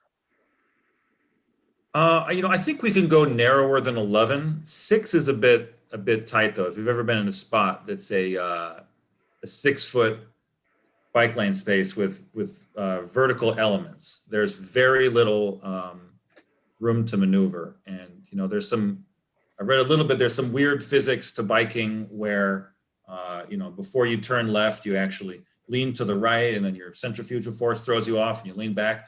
So there's got to be a little bit more flexibility for wheels to move back and forth. 6 is tight. We do have some 7-foot protected bike lanes, including some crosstown bike lanes in this district. But those are not, they don't have flexible delineators typically. They don't have a physical vertical element like that. They would be parking protected. But I will say, Nick, I mean, I think it's just a more broad answer is that obviously this is something that does come up continuously that is important to us. And we are exploring different ways of adding different types of barriers that maybe aren't vertical, but are other, you know, we're looking, I think we understand it's an issue. And I think this would be one of many places that we would come back to given like different resources and ability to maintain those kinds of areas. But it is tricky. I mean, it's like they have to be a little bit coordinated, right? To have someone already coming down 7th Avenue and switch it out for a different sized vehicle. Like it does require coordination, but it's certainly something that we've been working on and will continue to. Okay. And I have a sort of follow-up because, you know, I generally avoid even the current path that runs through Times Square because, as people have said, police cars or pedestrians are virtually always blocking the way. So, and I don't generally favor fences to keep pedestrians in various places. I'm very much opposed on 6th Avenue when I think it was Giuliani who put in those sort of pedestrian barriers right around Radio City, for instance, where it made you go to the middle of the block. But I think, you know, this is a bit different. What I'm going to request is, has anyone looked at putting fences not to get people away from the crosswalks, but between the crosswalks and mid-block to keep pedestrians from wandering or standing in the path? And maybe it would even discourage police cars from parking because it would be hard to, you know, open your door if the left-hand side of that bike lane was now a fence. I'm not sure if anyone's looked at this particular location. I know that in some other spots around the city, we've either we have planters separating like the ped and the bike lanes essentially, or we've used some of the bids have used like wave delineators, which is another just type of vertical delineator to separate bikes and pedestrians. So I'm not sure if we've looked at this particular location, but it's something we can bring back and see. I mean, it's very difficult here. There are just so many pedestrians right there. I worked for 20 years at 47th and Broadway, so pretty familiar, and it's tough. There's just it's very dense for every type of street use. But I do think that something needs to be done with the speed of e-bikes to keep people out of the lane, to keep them safe too. Yeah, you might see some, I mean, with building a protected bike lane to the north might create, I mean, I'm sure there's already, you know, bike traffic there, but if there's a little bit more consistent bike traffic, maybe we would see some reduced conflicts or people kind of getting out of the way. But we can certainly take a look at that area. Thank you for raising that issue. Yeah, no, one could hope that, and maybe it does happen. You know, 8th Avenue had a lot of bike traffic around 43rd, 44th, and the pedestrians just, you know, poured in anyway, heading to Port Authority. Agreed. Okay. Thanks very much, Andy. But thank you. I'm sorry, I cut you off, Andy. I thought I thought you were done. Apologies. One thing I just wanted to follow up on here, and I don't think it solves the sanitation problem that you were talking about, but just out of curiosity for my own, to satisfy my own curiosity, 6-foot bike lane sounds like it would be prohibitive to the bicyclist to put a flexible divider in there. If you could buy one more foot by, say, doing 2 11-foot travel lanes and a 10-foot travel lane, does that give you enough space in the bike lane for a divider, and B, would that be less disruptive to the traffic flows than going 10 feet on all of the lanes? And this is, I'm just like throwing things against the wall at this point because I know it doesn't solve the sanitation issue with this particular situation. I'm just kind of curious. Interesting point. Oh, go ahead, Kim. Sorry. No, I was going to say, yeah, I think that that's a good point, and I think we can take a look. Again, as you mentioned, it doesn't solve the sanitation problems, but I think there is some room for flexibility there with the lane widths. It's something Thank we you. can consider moving forward. There's another question from the public. Martin Chapman, you can go ahead and unmute. Hello there. Hi. In the 50s on Broadway down to right now at the moment, the road has been dug up many weeks ago and resurfaced. There are no markings on the road right now, so the whole cycle lane has basically become quite a wide cycle lane as well, which is great, has become used by cars. And I'm just trying to understand the logic of digging up the road and leaving it black tarmac for many weeks on end without putting the markings down. And I'm just wondering, I don't know if that's out of the scope of this conversation, but it's an issue today and has been for the last few weeks. And it's quite dangerous because cars are now using what was a cycle lane because there are no markings from about 56th Street all the way down to the top of Times Square on Broadway. And maybe this is too specific, but maybe someone can speak to the general reasoning why it would be left for so long. So for future works that are done, should we expect something similar and to be, cycling in a cycle lane which isn't marked anymore and having cars drive down it? And the gentleman was speaking earlier about the islands, and there's a lady speaking, sorry, I didn't see the name, about these sort of planters, I think was the term that was used, which is dividing the road up. But at the moment, it's quite dangerous and for everybody. And it'd be useful to know just what reasoning there is such a gap between the work being executed and the road re-tarmacked, and then the markings taking weeks and weeks to get done. Thank you. So I'd have to check on it might be that this is a bit longer than standard. We do typically have to wait some time for the asphalt to cure to install the markings so that they'll properly adhere. It's my understanding. And then this is part of a large project that we presented last month, was it? So there is a lot of work ongoing for implementation of that project. I can check on when the markings are supposed to go in on that section. Hopefully it will be soon. So the answer is we do typically have to wait some time, and that if this is taking a bit longer than our normal amount of time, it's probably because it's tied up with this larger scale project. That's a lot of work. So I can double check on that, but that's probably not as much information as you'd like to have, but that's what I have. Okay, thanks, Kimberly. Another member of the public, Lenore Loveman, you can unmute yourself.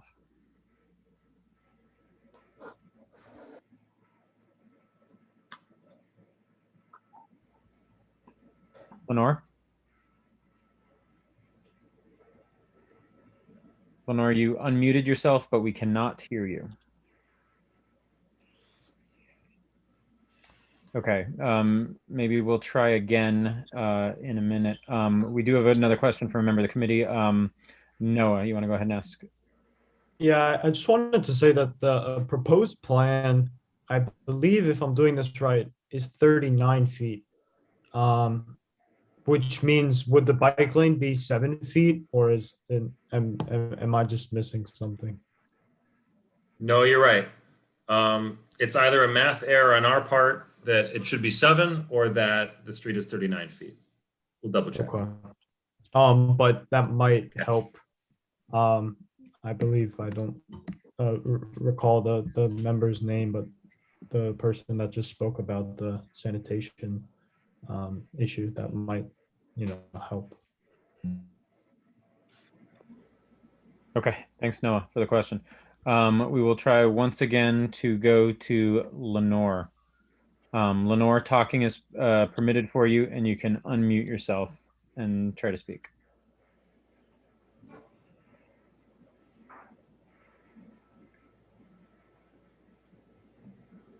You're still muted. Last time I actually did see you unmute. This time I'm not seeing that at all. Okay. Unfortunately, I don't, I'm not even sure under our current Zoom setup if Lenore would be able or allowed to type it into the chat, but okay, now you're unmuted. Lenore, can you hear us? Unfortunately. Yeah, she's not permitted to chat. Okay. And unfortunately, Lenore, we're not hearing anything from you in terms of audio. We can always accept testimony if you email it to office@cb5.org. That might be your best bet, Lenore. Apologies that we couldn't get that working. Any other questions at this point from anyone, members of the public or any other members of the committee?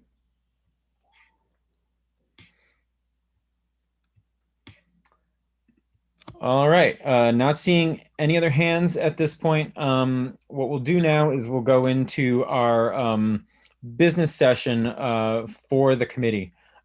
So thanks once again to the members of DOT for fielding all of our questions. You know, at this point, assuming that you'd like us as a board to weigh in on this proposal this month, we'll talk about it as a committee here and see what action, if any, to take tonight.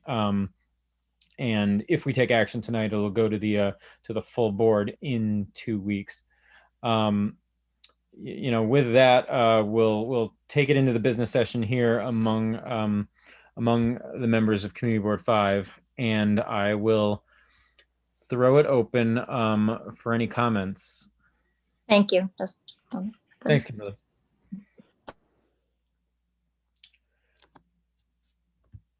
Yeah, Joel. Unmute. Okay. So I live right off 7th Avenue. I've been biking on 7th Avenue for 35 years. The upper part, as was said in the presentation, there's not a lot of traffic there and it's never been a problem. But as you get closer and closer to Times Square, a bike lane would be really nice. And I guess for continuation and consistency purposes, it would be really nice. I think a couple of concerns that I had. One is for the past 4 or 5 years, every time we've passed a bike lane resolution, we've asked DOT to come back to us 6 months later or 3 months later and tell us, how is it working out? Have you heard from anybody? Have you had any complaints? Have you had any issues? Have you had any accidents? We've asked for follow-up, and to my knowledge, we've never received any follow-up. We've asked DOT, we asked DOT and NYPD, and I guess we've stopped asking NYPD, but we still ask DOT to talk about and to address concerns about improved pedestrian safety.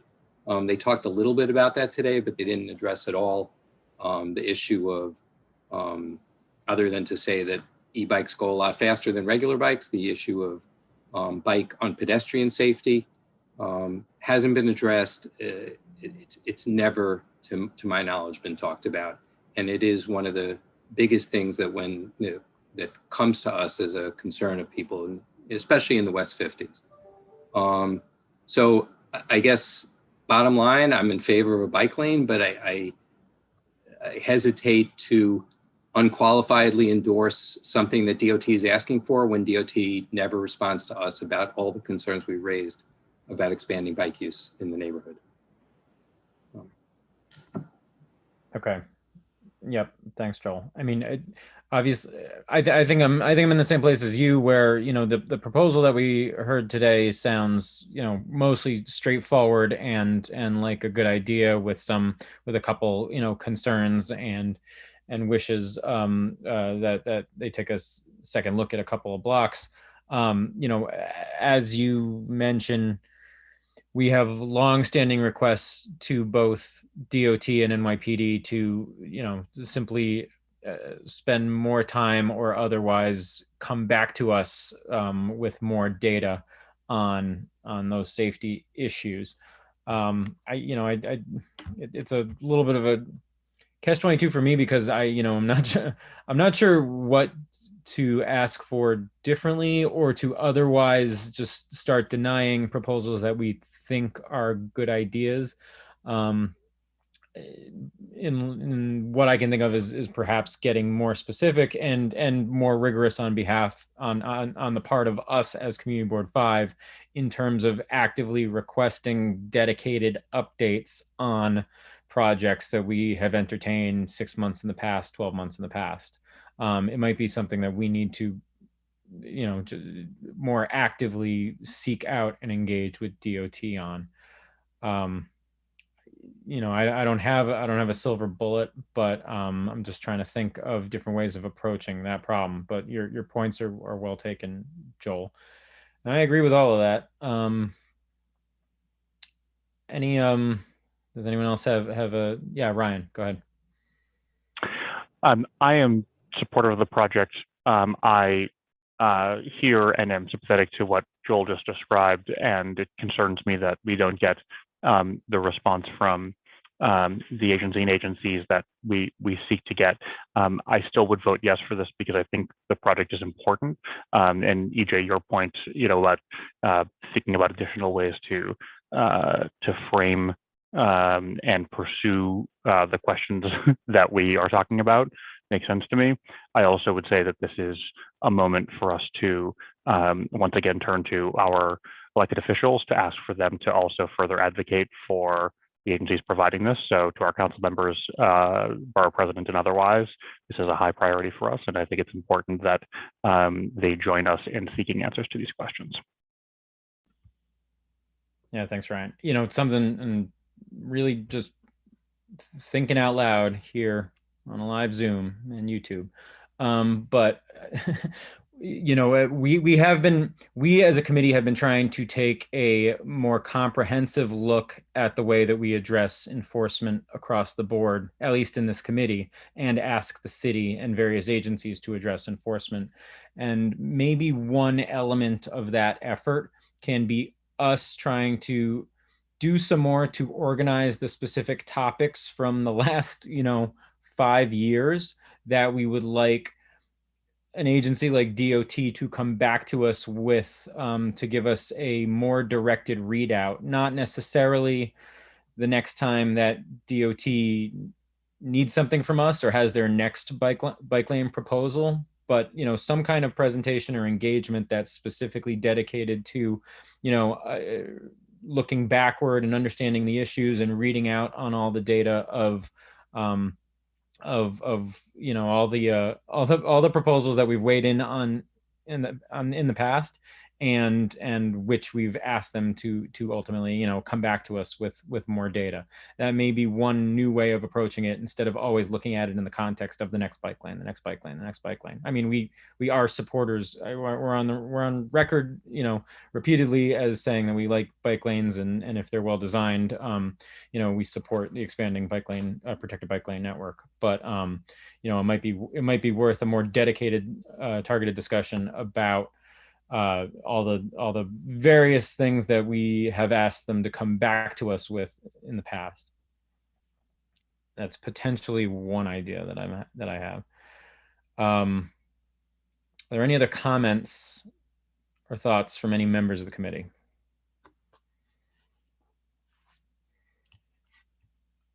I do think we want to, try to circle around taking a position on this proposal tonight, and along with whatever ideas or stipulations we would like to attach to it. I'll just go out on the limb here and say that my take so far is that most folks are supportive of this particular proposal and the whole concept behind it, and most of what we've seen tonight. It sounds like we might have some concerns and stipulations that we'd like DOT to take a closer look at buses turning onto 7th Avenue from 59th Street, maybe IRL instead of just via simulation. I think there were a couple ideas about ways to potentially tweak either the lane widths or the math between 46th Street and 47th Street. Maybe take a second look at that to find out if there are ways to provide some more dividers there. And there was an expression of a desire for more consistent audible signaling along the corridor. Am I missing other individual concerns or stipulations that anyone want to bring up? You know, we could certainly talk in the context of this about, you know, with a lot of our usual stipulations, like asking DOT for more signage about, you know, appropriate use of the bike lane, asking NYPD for more enforcement. That those are kind of rote standard inclusions at this point. But, you know, I also do believe that we could look more comprehensively at, you know, a list of topics to ask DOT to come read out to us outside of the context of a new proposal, particularly in the next couple of months, as we try to put a bow on some of the enforcement issues that we've been talking about. And we can certainly include that in a resolution here tonight, although I think it would be most useful as a standalone engagement. Yeah, Joel. I think the topics that you're talking about putting together in a standalone, BJ and I and a couple other people put a list like that together 2 months ago, summarizing all the, or maybe longer, I guess, summarizing all the previous requests. And maybe it's time to expand that and, you know, come up with some other specifics. But I agree with you, putting it in the bike lane resolution at this point, we know the answer. You know, nothing's going to happen from that. So I think we try to do that as a separate topic. And maybe one of the 4 people from DOT on this call can tell us who at DOT should we be talking to about pedestrian safety issues. Who should we be addressing those to? Yeah, even though we're in business session, I'll throw that question to anyone at DOT who might be able to weigh in. If we were looking for some kind of report out and some kind of engagement, most specifically on pedestrian safety and the way that it ties into some of these proposals, but outside of any specific one, is there someone you would recommend that we engage with, Kimberly? Sure. So first of all, I apologize because I know we did at some point recently get some questions from you guys that we did start putting together some answers. I'm not sure exactly where that sits right now, but I will definitely follow up first thing tomorrow and get that to you. And as far, I think it does make sense to have it as a sort of separate conversation. And obviously you can come through our office, and if that's something that you'd like to have on an agenda, I think it makes sense for us to think about it separately, because it does keep coming up in this context. And I think giving it its own time might be useful. Thank you. But certainly come through us and we can pull together. I mean, I think the bike team has most of the data on the bike projects, but we do also have other groups at DOT that work on education and safety and that sort of thing. So we could potentially loop them in as well. Okay, thanks. Yeah, if you could run down some of the questions that we have out to you folks already, we'll also revisit that list and maybe put together kind of like a finalized agenda of topics for maybe a standalone report in one of our future meetings dedicated to that issue. You know, again, instead of kind of crunched into you know, a new proposal like a particular bike lane. I think that sure. And I think if I'm recalling correctly, I think there were like a number of projects where they were asking, where you guys were asking for before and after data. Yeah. And, you know, we obviously want to be able to provide that. It can be a bit cumbersome to do so many projects, but if maybe we could pick together a few that are like the most critical, where we could make sure we have that analysis in a way that's useful and meaningful, that might be helpful for us. Yep. Yeah, I think that's right. There's no need to boil the ocean all at once. We can help prioritize that. Great. Thanks. Okay, thanks. Matt, did you have a comment? Yeah, I mean, I think this is maybe less relevant now that we have that answer. I totally agree with Joel. The idea of separating these things out and putting more of a sort of specific, whether it's a specific group together or just a specific resolution or a specific meeting with the people at DOT to share what our priorities are, I think might that we might be happier with the result. I think it seems like we've been unhappy with the result of continually saying this other, diluting down at other places. Yeah, I think that's right. And we've had a small group talking, you know, on a longer timeline about, you know, ways of addressing these perennial enforcement issues that we have.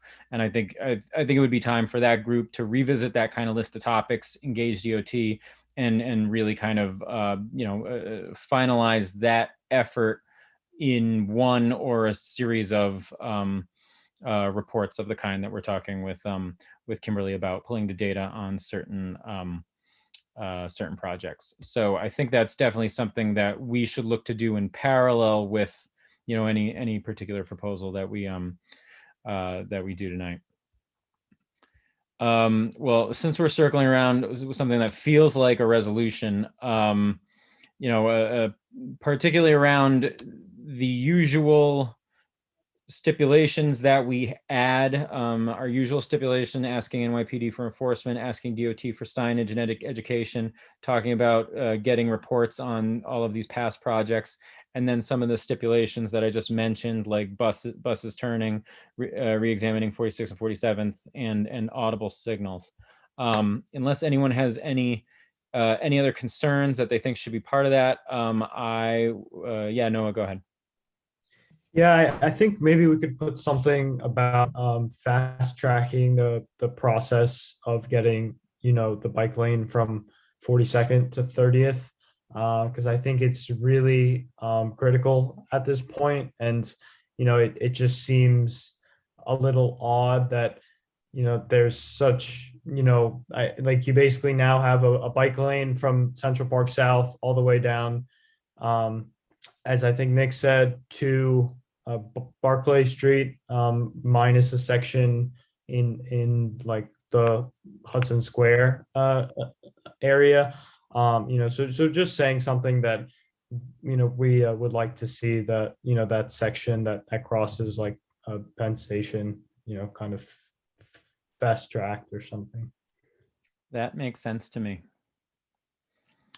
Okay, thanks, Noah. Given those list of considerations, you know, I would entertain a motion at this point. So moved. Second. Thank you. Thanks, everybody. All right, there's a motion and a second around that resolution. And without any further ado, we can take it to our one and only vote of the evening.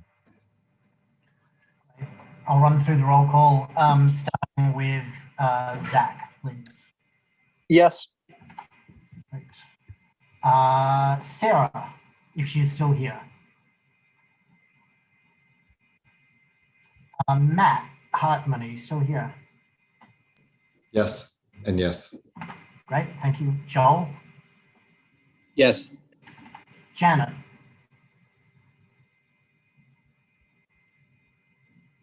Noah? Yes. Yes. Can you hear me? I got that. Okay, thank you. And Simon? Yes. Pete? Yes. Ryan? Yes. And EJ? Yes. And I'm a yes as well. Is there anyone who got left out of that? I've got a messy sheet here. Fantastic. Great. Motion passes. Okay, with a vote of 10 to 0 to 0. Okay. Well, as a reminder, we'll now that the resolution has been approved by the Teeny Committee, it will go before the full board of Manhattan Community Board 5 at our full board meeting on Thursday, June 10th, I believe. Someone check me on that if it's wrong. At which point members of the public will have an opportunity to speak on any issue they like that evening for 2 minutes, if they so desire, and it'll be and the resolution will be voted on by the full board that evening. Want to thank all the members of the committee for joining, members of the public, and particularly members of the Department of Transportation. Thanks for engaging with us as you do, and fielding our questions and being so responsive to the feedback. We appreciate it. Thank you. Have a good night. All right. With that, our meeting is adjourned. Thanks very much, everybody.